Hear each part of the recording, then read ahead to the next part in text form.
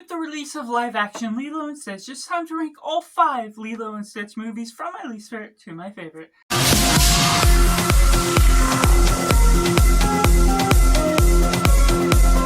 Hello and welcome to Cinema, where we focus on the film. I'm Josh, this is Simply Cinema. Let me know down in the comments below how you would rank the Lilo and Stitch movies, whether you are connected to them from the very release of them, or if you enjoyed watching them for the very first time. Let me know all that, and let's go into it. In last place, we have Lilo and Stitch. Now, this one has a great premise that unfortunately is not executed quite so well. It acts as a finale to the Lilo and Stitch series, which I have not been able to watch in preparation for this ranking, but as a whole, it still has the concepts and general idea that works on its own. I understand what it works as, leading off from 3 years from the other prequel movie to the series, and so it goes about these interesting ideas, but it prolongs much of the story to where there's so many actions taking place, people getting sent back to Hawaii with all the aliens because Lilo and Stitch were able to save all the different Stitch variants and put them in their own place. But all of that gets reversed in this movie, which unfortunately causes a weird disruption to this play that we're all going about, that taking 3 years of the Stitch series and reversing it all in 5 minutes, and that just takes a weird note to what we're getting. Leroy is an evil version of Stitch that they clone, and it becomes very interesting and compelling. It raises the stakes to a different sort of threat that we haven't seen before, but that all takes its time all the way to the final battle. Even though this is 70 minutes, it feels so much longer because it doesn't really take its substance and fill in the gaps to where you see what's all going on with how the story is filled out. But the main meat of what you're all offering for this film is within the final act, in the action, in the final fight, but it becomes less than satisfactory for the nature of everything that goes on throughout. The things they speak within the dialogue feels more juvenile, and the way they make all the alien Stitches go up and are suddenly beating out Leroy, but then someone says something about being hopeless, and then it suddenly turns the tides of everything, is just so misfunctional to the way they were directing what to do with that. There wasn't back and forth between what was going on for the battle. So there's just all those different things throughout the plot that you just have to wait for the more satisfactory moment, and that all leads into something that still doesn't fully deliver despite all the ideas that it's tackling with its themes. But even the themes are less functional in the way they draw in the emotions, unlike some of the other films. Which goes into number 4, we got Stitch the movie. Now this is the one that acts as a prequel to the series, to which it's a little bit more significant, but the themes, of course, like I mentioned, aren't necessarily so powerful to draw you into what's going on. It's the exploration where you're getting a few different variants of Stitch before all of the other variants are unleashed into the world, and that's how it concludes, which isn't a problem because I know how to view that experience of resolving that issue if I need to. But for this as a standalone, it still acts as a juvenile nature of where we're taking all of certain things, exploring the ideas in a way that doesn't necessarily excite me quite as much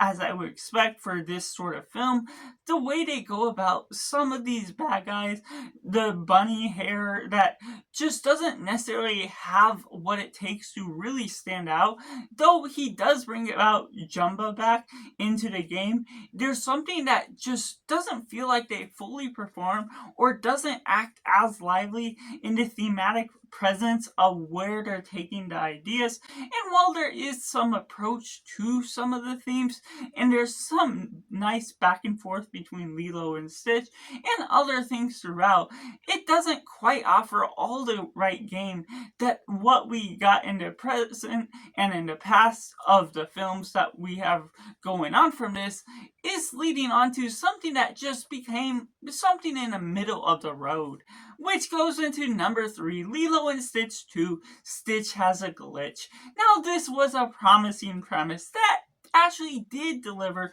on what it was enacting, even though it's slightly cheaper in its animation route. The way they're going about all these certain ideas, where Stitch has a turn in his personality, it's the question and morality of good versus evil Stitch, which is contradictory in some ways to what they sort of offered up as the idea of who Stitch was in the beginning, that he was programmed to be evil, but was able to be good. But this is suddenly taking a route that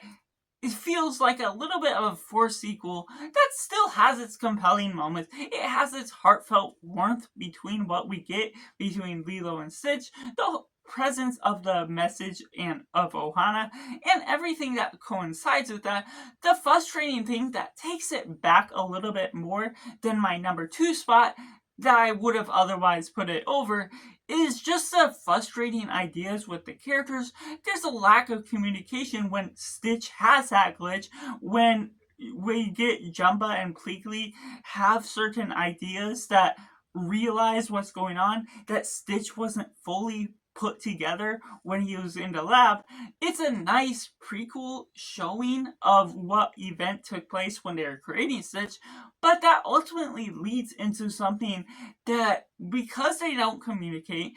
Lilo and Stitch have this forced problem where they can't bond together. No one is able to see that Stitch has these evil eyes, or is turning evil, or is acting out of character, and there's no questions behind how all that is occurring, which is a frustrating part in light of all the promising ideas that, while it does deliver on the general concept and the acts as a whole, the miscommunication is certainly problematic in the way you're dealing with your frustrations. That takes me into number 2, Lilo and Stitch live action. Now, there's some things, it does have its problems, especially leading into the third act, but overall, it has the same general structure as the Lilo and Stitch movie, which I have no problem with copy and pasting into live action, even though I don't necessarily prefer watching what they're trying to do, only making money off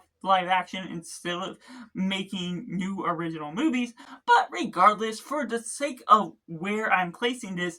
I do generally enjoy the presence of what they copy and certain alterations to the plot. Making Mr. Bubbles as the CIA agent sort of resolves some ideas and gives explanation, and there's a different actual social counselor, the witness to what they're doing with the house, that sort of does different things. And because we get Jumba and Pleakley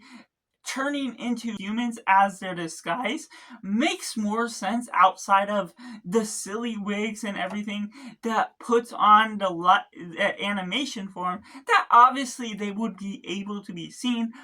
which takes some of the fun out of the original animation. But this as a whole, it feels more standardized when they do it. It provides more reason, even if it unfortunately takes the silliness out of what you expect out of it. It becomes a little bit more realistic in the same presence, most literally and figuratively, to the plot of the story. What you can visibly see, obviously you would know that's an alien with one eye or with 4 eyes if you just add a wig and shirts to them. So this still has an understanding to what is all grasping the sense of reality that I can recommend and appreciate about what it's going for. But that all leads into the second act, where once we're getting the final act of this film, all the final battle, what we're getting out of the main villain, that unfortunately, because the absence of the villain in Lilo and Stitch, the animated version, is gone from this film, his presence isn't too determined or needed until that final act,